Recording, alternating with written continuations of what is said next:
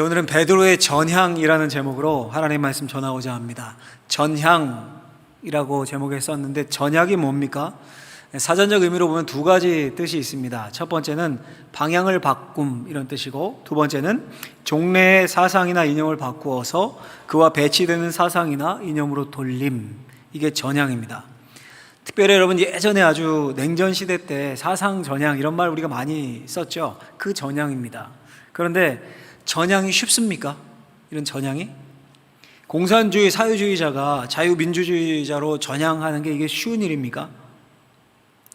이런 용어가 있습니다. 컬처 쇼크라는 용어가 있습니다.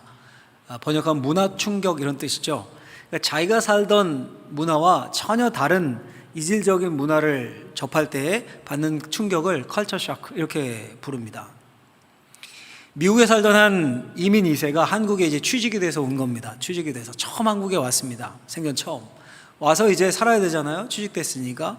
살면서 여자친구를 만났습니다. 스파게티를 먹으러 갔는데 자신은 이제 빨간 토마토 스파게티를 시켜 먹고 여자친구는 이제 하얀 크림 스파게티를 시켜서 맛있게 먹는 겁니다. 근데 갑자기 여자친구가 오빠 맛있어요? 그러더니 포크를 자신의 접시에 훅 들어넣어서 자기 스파게티를 먹습니다.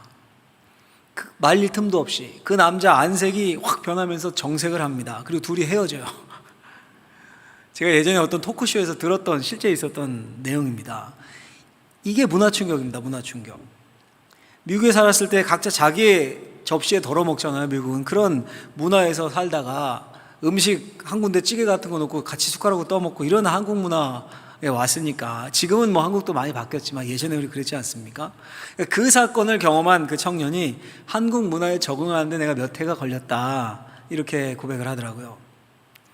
여러분, 심지어 이런 문화 충격 뭐 큰일 아니잖아요. 이 가벼운 거 같은 거 극복하는 것도 이렇게 힘든데, 자신이 가지고 있던 이념이나 신념 혹은 자신이 가졌던 믿음에 관한 거라면 어떨까요? 그런 걸 전향이라고 하는 겁니다. 쉬울까요? 정말 어렵죠. 마치 두꺼운 벽을 깨는 것과 같습니다. 어려운 일입니다. 근데 여러분, 그리스도인들, 그러니까 세상과 다른 삶의 방식을 살아야 하는 우리에게는 꼭 필요한 겁니다. 오늘 본문이 베드로의 전향이라라고 제가 제목을 붙일 만큼 베드로에게는 이게 엄청난 사건이었습니다. 우리에게도 매우 중요합니다. 두 가지로 한번 나누어서 생각해 보려고 하는데요. 첫 번째는 같이 화면을 보고 해볼까요? 같이 읽겠습니다. 하나님은 말씀으로 자신이 가진 고정관념, 신념을 깨고 전향하는 사람을 복음을 확장시키는 축복의 통로로 삼으신다. 아멘. 하나님이 말씀으로 자신의 그 신념, 고정관념, 벽, 이걸 깨고 전향하는 사람을 축복의 통로로 삼으신다는 거예요. 우리가 시간 날 때마다 사도행전을 연속 설교로 제가 쭉 설교하면서 수도 없이 강조를 했는데, 사도행전의 전체 요절이 사도행전 1장 8절입니다. 우리 같이 한번 다시 외워볼까요? 1장 8절 말씀 같이 한번 해보겠습니다. 오직 성령이 너희에게 임하시면 너희가 권능을 받고 예루살렘과 온 유대와 사마리아와 땅끝까지 이르러 내 증인이 되리라 하시니라. 아멘. 이 5절이에요. 우리가 이 구절을 쉽게 생각하는데 너무도 유명한 구절이니까요. 그런데 이 구절을 쫙 펴놓은 것이 바로 사도행전입니다. 이 구절을 이루는 게 사도행전입니다. 여러분 한번 생각해 보시죠. 그런데 예루살렘에서 유대로 복음이 전파됩니다. 이건 좀 쉬울 것 같아요. 왜냐하면 같은 유대인들끼리니까. 그런데 온 유대와 사마리아와, 그리고 사마리아와 땅 끝까지, 이거는 좀 차원이 다른 문제입니다. 문화 충격을 넘어서는 엄청난 이념과 신념의 벽이 그 사이를 가로막고 있습니다. 유대인들은, 사마리아 사람들은 상종도 안 했습니다. 이방 민족 피가 섞인 혼혈이라고 개돼지로 여겼습니다. 그 곳 가로지르지도 않고 돌아서 가고 그 땅을 안 밟으려고. 그게 이제 오래된 유대인들의 사회적인 통념이었습니다. 사회적 동의였습니다. 그 시대 유대인들의 신념의 틀 자체를 깨는 겁니다. 그래도 차라리 그건 좀 나아요. 여하튼 유대인과 사마리아는 끝까지 거슬러 올라가면 한 핏줄 한 조상이거든요. 그런데 사마리아를 넘어 땅끝까지, 이건 불가능에 가까운 일입니다. 땅 끝까지. 무슨 말입니까? 이방 사람들이요, 이방인들, 성경의 표현대로 하면 아예 근본이 다릅니다. 근본이, 인종과 종교가 다릅니다. 유대인들은 선민의식이 강했지 않습니까? 특별히 우리 민족 택함 받았다, 하나님이 택하셔서 특별히 구별해서 우리 민족을 구원하셨다, 우리 민족만, 이렇게 생각하는 선민의식이 강했는데, 근데 그 구원의 은총이 우리 민족뿐 아니라 이방 민족에게까지, 이방인들에게도 다 임한다, 이 사실을 받아들일 수 있겠습니까? 이방인들을 만드신 이유가 유대인들의 생각에 따르면 지옥의 불쏘시개로 나중에 쓰려고 하나님 만드셨다, 이렇게 생각했던 사람들인데, 그러니까 부술 수 없는 두꺼운 벽이 있는 겁니다. 사마리아와 땅끝까지 사이에 엄청난 두꺼운 벽이 있는 겁니다. 유대인들의 세계관 속에. 이건 안 변해요. 죽을 때까지 안 변합니다. 근데 오늘 본문은 그 굳은 벽을, 두꺼운 벽을 하나님이 어떻게 부수시는가를 보여줍니다. 주인공은 베드로죠. 베드로입니다. 9장에 보면 베드로가 룻다에서 중풍병자 애니아를 고치고 욥바에서 죽은 다비다를 살립니다. 그리고는 욥바에 머뭅니다. 시몬이라는 사람 집에 며칠 머물러요. 그때 가이사라에 살던 이방인 고넬료가 환상을 봅니다. 지도를 한번 보여주시면, 우리 2주 전에도 본 지도인데, 베드로가 머무는 욥바가 저 아래에 있고요, 파란색 동그라미, 또 위에가 가이사라예요. 동그라미 쳐놓은 게. 옆에가 지중해죠. 파란색이 바다고. 그러니까 가이사라와 욥바가 다 이제 지중해 해안가 도시였던 겁니다. 그런데 저 거리가 약 40km 정도 돼요. 40km. 그러니까 한나절 정도 거리죠. 경건한 이방인 고넬료가 가이사라에 살았는데 환상을 보는데 천사가 지시하길 욥바에 가서 베드로라는 사람이 거기에 있으니까 청해라, 이렇게 환상을 봅니다. 그 말씀에 순종해서 욥바로 사람을 보냅니다. 근데 베드로는 그 사람들이 그 성에 욥바에 다가오고 있을 때, 고넬료가 보낸 사람이 다가오고 있을 때 자신이 머물던 집 지붕, 자신이 머물던 집 시몬의 집 지붕, 그러니까 옥상이죠. 옥상에 올라가 기도하고 있었어요. 유대인들은 하루 3번 기도했죠. 조용한 곳을 찾았던 것 같습니다. 기도하다가 정오가 됐습니다. 배고픈데 점심시간, 슬슬 시장길을 느끼고 있는데 환상을 봅니다. 그때 하늘에서 큰 보자기 같은 그릇이 베드로 앞에 뚝 떨어집니다. 쭉 내려와요.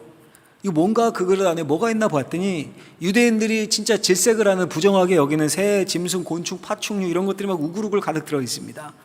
질겁을 하는데 소리가 들립니다. 베드로야, 일어나 잡아먹어라. 베드로가 어떻게 반응합니까? 14절 이렇게 반응해요. 14절 한번 읽어볼까요? 같이 읽겠습니다. 베드로가 이르되 주여 그럴 수 없나이다. 속되고 깨끗하지 아니한 것을 내가 결코 먹지 아니하였나이다. 아멘. 강한 거부죠. 기겁을 했습니다. 무슨 말입니까, 주님? 내가 지금까지 부정한 것은 결코 먹은 적이 없습니다. 주님이 물러서십니까? 15절에 보면 이렇게 되어 있어요. 또 두 번째 소리가 있으되 하나님께서 깨끗하게 하신 것을 내가 속되다 하지 말라 하더라. 재밌는 것은 16절 보면 이렇게 이어집니다. 이런 일이 3번 있은 후 그 그릇이 곧 하늘로 올려져 가니라. 그러니까 3번이나 이런 신랑이를 했다는 겁니다. 야, 먹어라, 일어나 잡아먹어라. 안 먹습니다. 먹으라니까 싫습니다. 깨끗하고 부정한지를 결정하는 게 누구냐? 내가 먹어도 된다는데 너 왜 그러냐? 먹어라. 아이고, 그건 주님 생각이죠. 난 부정한 음식 입에 안 됩니다. 이 3번 연속되는 신랑이 끝에 그릇이 다시 하늘로 올라갑니다. 그 이상한 환상을 보고 베드로가, 여러분들이 베드로라면 당황했겠죠. 이게 무슨 뜻인가? 이게 뭔가? 속으로 거울돌이 생각하고 있는 그때 마침 고넬료가 보낸 사람들이 그 집에 도착합니다. 그리고 성령께서 베드로에게 말씀하십니다. 2 사람이 너를 찾아왔다. 얼른 내려가라. 그리고 의심하지 말고 그들과 함께 가라. 내가 그들을 보냈다. 옥상에서 내려가니까 진짜 낯선 사람들이 베드로를 찾아왔습니다. 그래, 여러분, 이방이고 뭐고 여러분들이 이런 경험을 하면 정황상 의심할 수 있습니까? 이걸 의심할 수가 없죠. 그러니까 하룻밤 보내고 고넬료의 집으로 갑니다. 고넬료의 집에 도착하니까 이 다음 내용인데, 우리 다음 주에 살펴볼, 고넬료가 친척들과 친구도 다 모아놓고 베드로를 기다리고 있었습니다. 베드로를 보자마자 고넬료가 엎드려 절합니다. 그때 베드로가 옥상에서 본 그 환상의 의미를 깨닫게 됩니다. 이렇게 이야기해요. 10장 28절을 우리 좀 당겨서 읽어볼까요? 10장 28절 사도행전 같이 한번 읽겠습니다. 이르되 유대인으로서 이방인과 교제하며 가까이 하는 것이 위법인 줄은 너희도 알거니와 하나님께서 내게 지시하사 아무도 속되다 하거나 깨끗하지 않다 하지 말라 하시고로. 아멘. 무슨 말입니까? 유대인의 법 문화에서는 이방인과 교제하는 게 위법입니다. 위법인 줄을 너희도 알거니와. 더 정확히 말하면 법을 위반했다기보다는 금기를 깬 거예요. 금기를. 이게 더 무서운 거예요. 금기를 깬 게. 근데 하나님이 지시하셨습니다. 그리고 환상을 통해 보여주셨습니다. 그리고 직접 지시하셔서 고넬료의 집에 보내셨습니다. 그리고 확실한 깨달음을 주셨습니다. 35절에 보면 베드로가 그 깨달음을 이렇게 말합니다. 각 나라 중 하나님을 경외하며 의를 행하는 사람은 다 받으시는 줄 깨달았도다. 깨달았도다. 유대인이든 사마리아인이든 이방인이든 인종과 상관없이 하나님을 경외하는 사람을 하나님이 다 받으시고 구원한다는 사실을 깨달은 겁니다. 깨달았어요.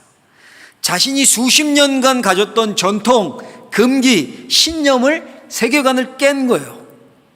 이 베드로로부터 사마리아와 땅끝 사이의 그 두꺼운 벽에 작은 금이 가기 시작한 겁니다. 하나님이 이 일을 위해서 베드로에게 보자기 환상 보여주시고 3번이나 막 신랑이 하셨습니다. 그뿐입니까? 저 가이사라 40km 떨어진 가이사라에 있는 고넬료에게도 환상을 보여주셨습니다.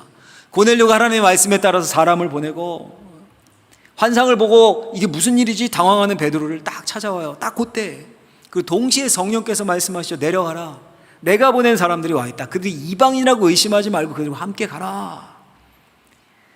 사마리아와 땅끝 사이의 벽이 너무도 두껍고 거대하고 넘을 수 없었기에 하나님이 이런 일련의 복잡한 과정을 다 거치신 겁니다. 다 일으키신 거예요. 베드로는 그 과정을 거치면서 하나님의 말씀에 순복해서 평생 자신이 지녀왔던 신념과 금기를 깹니다. 말씀으로 자기 통합을 이룹니다. 예수님의 수제자격인 이 베드로의 변화가 당연히 사마리아를 넘어서 땅끝까지 전해지는 이방 선교에 불을 지폈으면 말할 것도 없겠죠. 이 토대 아래에서 바울이 이방인 선교사로 활약할 수 있었던 겁니다. 이 경험을 나중에 베드로가 사도행전 15장에 보면 최초의 예루살렘 공의회, 교회 회의에서 이 경험을 이야기하거든요.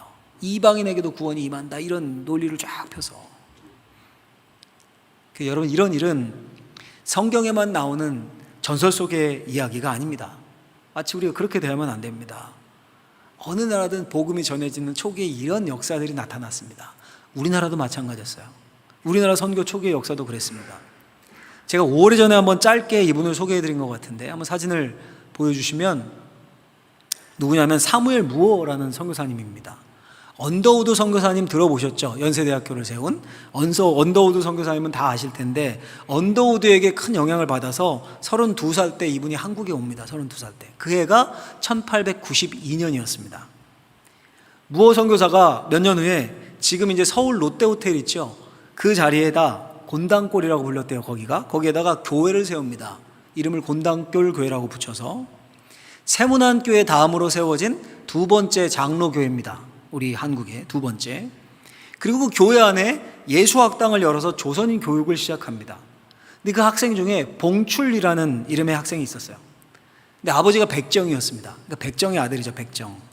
백정 박씨라고 불렸어요. 아버지가. 당시 백정은 인간 취급 못 받았죠. 이름도 없고 성만 불려지고 그런 시대였습니다. 근데 이 백정 박씨가 장티푸스에 걸려서 죽게 됩니다. 사경을 헤맵니다. 당연히 아들이 안타까운 마음에 선생님께 말했겠죠. 그 소식이 무어 선교사님에게도 들어갑니다. 그 귀에. 무어 선교사가 의사였던 에비슨 선교사를 데리고 가서 그 백정 박씨를 치료합니다.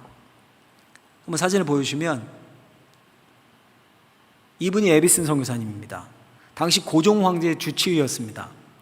그리고 나중에 이분이 세브란스 병원을 설립합니다. 지금 연세 세브란스 병원 서울에 그 전신이죠. 선교사님들이 한 번도 아니고 수차례 백정박 씨를 찾아갑니다. 한 번 갔다고 고쳐지지 않았을 거 아닙니까? 그리고 그 정성으로 백정박 씨가 완치가 됩니다. 당연히 감격을 했겠죠.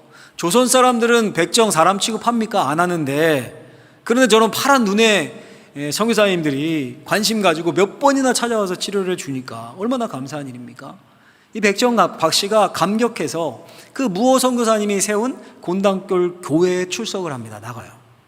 무어 선교사님 당연히 그를 환대합니다. 근데 문제가 생겨요. 문제가. 백정이 교회에 오자 양반 교인들이 백정과 함께 예배드릴 수 없다면서 보이콧을 한 거예요. 우리 교회 안 갑니다. 그리고 사람 취급 안 했던 백정과 어떻게 한 자리에서 예배를 드릴 수 있겠습니까? 그건 조선시대 그 500년의 금기와 전통을 깨는 거죠. 말이 안 되는 얘기죠. 있을 수 없는 일입니다. 있을 수 없는 일. 무어 선교사가 그러면 안 된다고 설득을 합니다. 근데 먹힙니까? 안 먹혀요. 안 나와요. 그러다가 한 달쯤 지나자 양반 대표가 와서 이런 제안을 해요. 예배당 앞쪽에 양반들 앉는 자리를 마련해주고 그 뒤쪽에 백정을 앉게 하면 교회 다시 나오겠다 제의를 합니다. 근데 무호 선교사가 거절해요. 그런 차별은 교회에 있을 수 없습니다. 또 거절합니다. 그러자 양반 교인들이 그 교회를 떠나요. 곤단권 교회를. 그리고 따로 교회를 설립합니다. 백정 박 씨가 어떻겠습니까? 얼마나 미안했겠어요. 여러분들 같으면 미안했겠죠. 자신 때문에 그런 일이 일어났으니까, 교회가 분열되고 대부분 교인들이 나갔으니까. 그래서 그 빈자리를 채우기 위해서 열심히 전도를 합니다. 백정 박 씨가.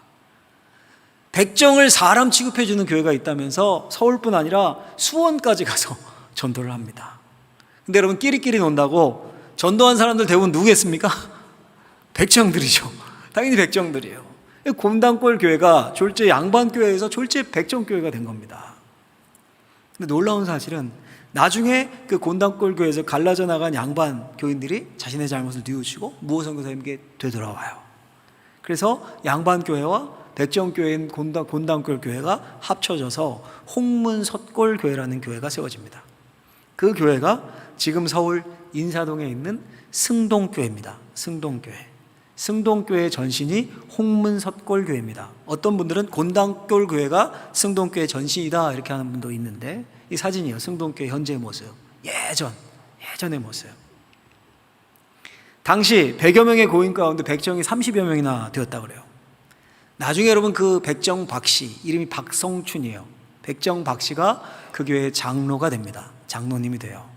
더 놀라운 사실은 백정 박 씨가 장로가 된 후 3년 후에 흥선대원군 아시죠?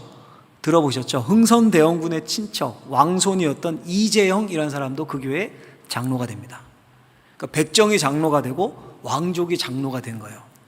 같이 당회를 하는 겁니다. 백정과 왕족이. 여러분, 있을 수 있는 일입니까? 있을 수 없는 놀라운 일이죠. 근데 여러분, 그런 놀라운 일이 어떻게 이루어진 겁니까? 모든 인간은 그리스도 안에서 동등하다라는 무호 선교사님의 한 사람의 그 믿음으로부터 시작된 겁니다. 그리고 결국에는 이것이 나중에 백정들이 해방되는 사건으로까지 연결됩니다. 그 앞에 박성춘이 있었습니다. 백정이 국민의 자격을 얻어 민족에 오를 수 있게 됩니다. 거의 혁명적인 사건인 거죠. 여러분, 한번 생각해 보세요. 무호 선교사는 조선인이 아닙니다. 조선과 상관없는 미국인이었습니다. 조선인들은 자신과는 상관없는 이방인이에요. 무호 선교사님이 보기에. 미국 내에서도 인종차별이 있을 때 아닙니까? 흑인을 노예로 쓰고 그로 인해서 남북전쟁이 일어났습니다. 물론 끝났죠, 이때는 남북전쟁이. 그랬다고 그 차별이 순식간에 없어졌습니까, 여러분? 없어지지 않았습니다. 한참을 갔습니다. 요즘도 뭐 차별이 있다고 하는데. 무호가 그런 세계에서 자라났습니다. 또 조선에 온 무호 선교사가 조선의 그 신분체계, 양반과 백정, 그 신분의 벽이 수백 년 쌓아온 그 벽이 얼마나 높고 두꺼운지 몰랐겠습니까? 그게 넘을 수 없는 벽이고 사회적인 금기라는 사실을 알았습니다. 당연히. 그런데 그는 양반과 백정에 상관없이 복음을 전했고 치료를 해줬습니다. 오히려 그 벽을 깨뜨리기 위해서 백정들 편에 서고 조선 정부의 탄원서를 올리는 일도 도왔습니다. 어떻게 이런 일이 가능했을까요? 두말할 것 없이 무호 선교사 자신이 그리스도 안에서 하나님의 말씀으로 깨진 자였기 때문입니다. 하나님의 복음이 차별 없이 양반, 백정, 남녀노소 할 것 없이 모든 이에게 전해진다, 모든 이에게 해당된다, 이걸 그는 알았습니다. 그 한 사람의 믿음이, 한 사람의 생각이 조선의 백정이 해방되는 출발이 된 겁니다. 여러분, 오늘도 마찬가지입니다. 우리 이런 기도 많이 하지 않습니까? 하나님 축복의 통로가 되게 해주십시오. 하나님 쓰임받게 하나님 날 써주십시오. 도대체 여러분, 축복의 통로가 된다는 게 뭡니까? 돈 많이 벌면 막 돈이 어디서 쏟아지고 이러면 축복의 통로가 되는 겁니까? 하나님과 상관이 있습니까, 그게? 어떻게 해야 축복의 통로가 돼서 하나님께 쓰임받을 수 있습니까? 오늘 본문이 무호 선교사가 분명히 보여주죠. 하나님의 말씀으로 편견을 없애는 사람, 이 시대가 높게 쌓아놓고 금기시하는 것들을 깨는 말씀의 근거에서 그것을 부수는 사람이 축복의 통로가 되는 겁니다. 베드로처럼, 무호 선교사님처럼. 성경이 분명 말씀하지 않습니까? 유대인이나 헬라인이나 종이나 주인이나 남자나 여자나 할 것 없이 그리스도 예수 안에서 하나이다. 이 말씀이 좋은 말이다, 그냥 좋은 말이지 뭐. 맞아, 인간은 평등하지 뭐, 공평하지. 이런 차원을 넘어서 내 마음에 내려앉아서 나를 형성하게 해야 합니다. 담배 피우면 막 교회 못 오고, 술 먹어도 못 오고, 가난한 사람들은 교회 오면 눈치 봐야 되고, 장애인은 더 못 오고. 혹시 교회에 이런 장벽들이 있지 않습니까? 교회는 여러분 고상한 사람들, 비슷한 또래, 비슷한 중산층 사람들만 모여서 바글바글 교제하는 그런 사교 클럽이 아닙니다. 부자든 가난하든 권력자든 비천한 자든 장애우든 그 누구라도 와서 평안함을 누리고 쉼을 누리는 열린 공동체가 바로 교회입니다. 근데 여러분, 혹시 우리가 교회 안에 수많은 벽을 만들어 놓고 있지 않습니까?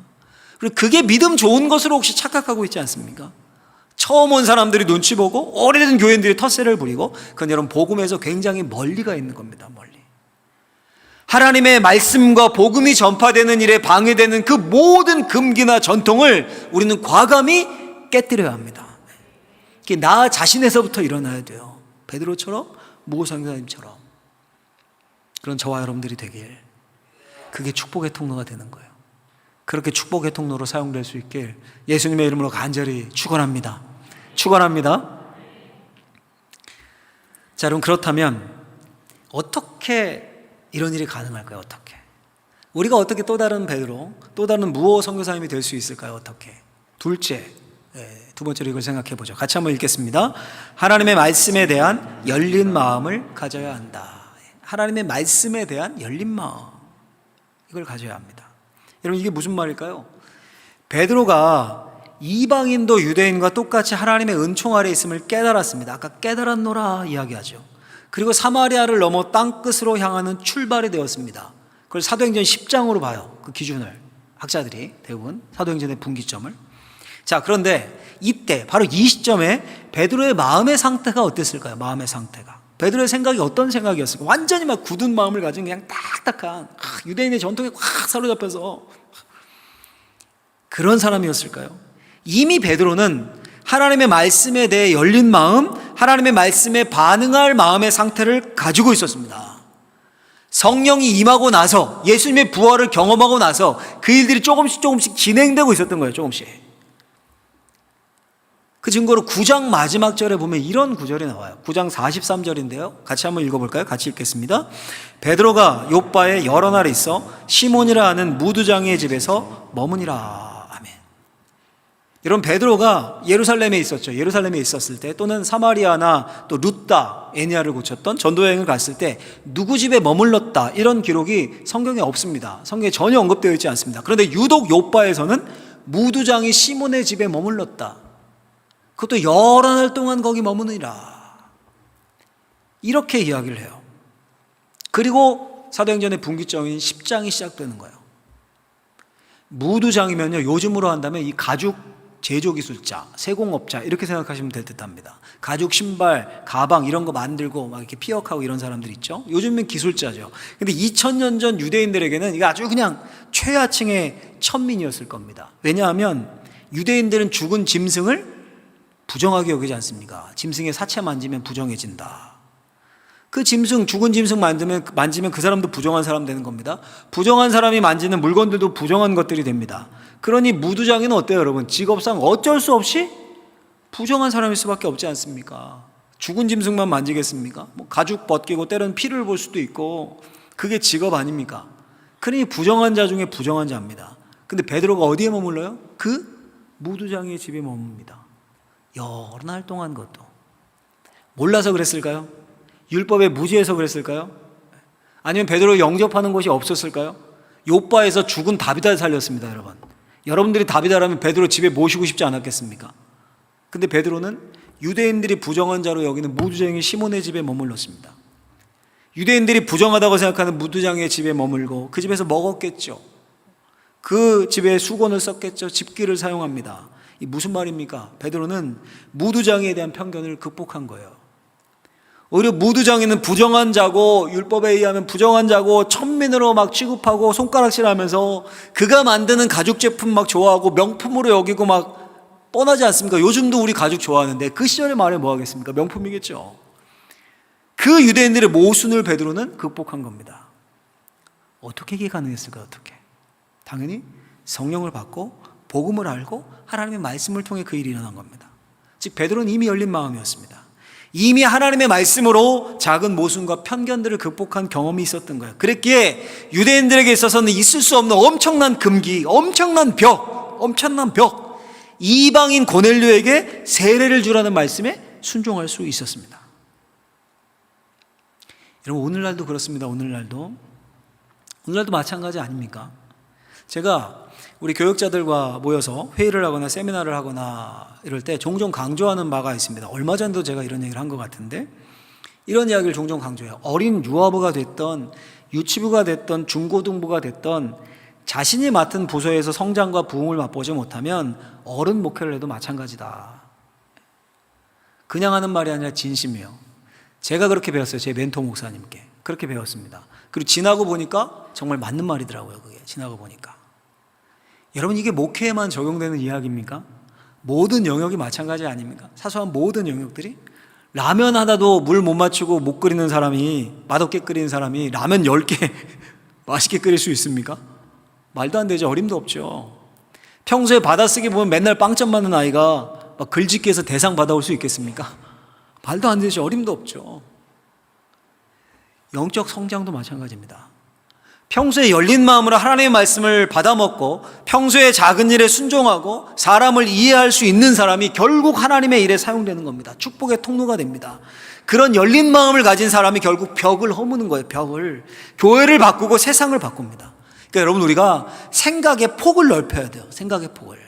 바울이 고린도 교회를 향해 이런 말씀을 해요. 제가 참 좋아하는 말씀인데, 왜 좋아하냐면 저희 어릴 때 가훈이었어요. 저희 아버님이 어릴 때 저희 집 벽에 써놔 붙였던 말씀인데, 고린도서 6장 13절 이런 말씀을 해요. 너희도 마음을 넓혀라. 야, 작은 일을 막 이루고 있지만 너희도 마음을 넓혀라. 우리에게도 적용돼요. 마음을 넓히는 겁니다. 신앙생활을 막 하면 할수록 막 점점 생각의 폭이 좁아지고, 막 남의 실수 하나 요만한 거 보면 막 물어뜯기 바쁘고, 뭐 막 없는 벽도 막 우뚝우뚝 만들어 세우고, 이건 말씀을 잘못 읽고 있는 거예요. 잘못 읽고 있는 겁니다. 하나님의 말씀에 우리의 생각을 굴복시킨 게 아니라 우리의 생각과 우리의 고정관념에 말씀을 재단하고 말씀을 짜맞추고 끼워 맞추면, 그렇게 이해하면 마음이 좁아지는 거예요. 점점. 성경은 그렇게 말하잖아요. 너희도 마음을 넓혀라. 바울이 얘기하잖아요. 나는 유대인에겐 유대인처럼, 이방인에겐 이방인처럼 대한다. 여러분, 제가 오늘 설교 제목을 베드로의 전향이라고 잡았습니다. 좀 특이하죠? 전향이라는 단어를 설교했으니까. 오늘 본문을 보니까 여러분, 전향이 어떻게 이루어집니까? 어떻게? 첫째, 둘째 이렇게 대지를 제가 만들면서 계속 강조한 게 뭡니까? 첫째, 둘째 반복해서 강조한 게 하나님의 말씀이에요. 하나님의 말씀. 하나님의 말씀은 진리입니다. 진리. 거대하게 큰 일부터가 아닙니다. 매주 이 주일에 떨어지는 한 조각 말씀에 반응하고 순종하는 것에서부터 시작되는 겁니다. 그럼 제가 요즘 많이 듣고 은혜 받는 노래가 있습니다. 찬양이. 2주 전인가요? 우리 금요 심야 기도회에서 우리 찬양팀이 부르는 걸 듣고 은혜가 되어가지고 2주 동안 자주 흥얼거리고 듣기도 하고 흥얼거리기도 하고 그랬는데요. 제목이 말씀 앞에서란 찬양이에요. 오늘도 우리 불렀죠. 예배 시작 때 제가 어제 설교 준비하면서 설교의 요약본 같다는 생각이 들어서 급하게 찬양팀에게 부탁을 했어요. 마지막 송으로 말씀 앞에서를 불러줄 수 있습니까? 그래서 오늘 불렀는데, 가사 다시 한번 볼까요, 여러분? 가사가 이렇게 되어 있습니다. 오늘 설교 들은 것과 비교해서 이 가사를 잘 한번 곱씹어 보십시오. 말씀 앞에서 경외함으로 주께 홀로 섭니다. 생명의 말씀 읽고 순종해 주를 예배합니다. 기록된 말씀 힘이 있어서 진리로 우리를 거룩해 하며, 거룩한 말씀 세세 영원히 복음이 되어 말씀하시네. 후렴이죠. 하나님 말씀에 두려워 떠는 자, 그 말씀에 생명을 거는 자, 한 사람 찾으시는 주님의 약속을 믿어 하나님 말씀에 운명을 거는 자, 순종하며 주 따라가는 자, 영원한 하나님 나라 이뤄갈 주의 교회여 일어나라. 할렐루야. 여러분, 오늘날 우리 안에 수많은 편견, 우리가 쌓아놓고 있는 금기, 그뿐입니까? 코로나19라는 지금의 상황, 퍼져서 4차 유행이 오고 우리는 마음이 또 심란해지고, 자 여러분, 그런데 우리가 할 수 있는 게 무엇이 있습니까? 뭘 해야 할까요? 그저 우리는 말씀 앞으로, 하나님의 말씀 앞에 서는 겁니다. 그 말씀에 생명을 걸고 그 말씀에 순종하고 복종하는 겁니다. 그러면 그 말씀이 우리를 지키고 그 말씀이 우리의 운명을 결정합니다. 하나님은 말씀으로 자신을 부수고 말씀 앞에서 자신을 깨는 그 한 사람을 찾으시고 계시는 거예요. 지금도 베드로 같은 사람, 사무엘 무호 선교사님 같은 분, 말씀으로 점점 자신의 좁은 마음을 기경해서 넓혀가는 그 사람, 모든 것을 넉넉히 받아들일 수 있는, 복음을 제어하고 모든 것을 품을 수 있는 그런 사람, 모든 금기 편견을 말씀을 기준으로 깨버리는 그런 사람. 그래서 이방인이나 유대인이나 남자나 여자나 종이나 자유자나 다 그리스도 안에서 하나입니다. 이 마음으로 나가는 사람, 그런 사람을 찾으시고 그런 사람들이 어떻게 되는 겁니까? 축복의 통로가 되는 겁니다.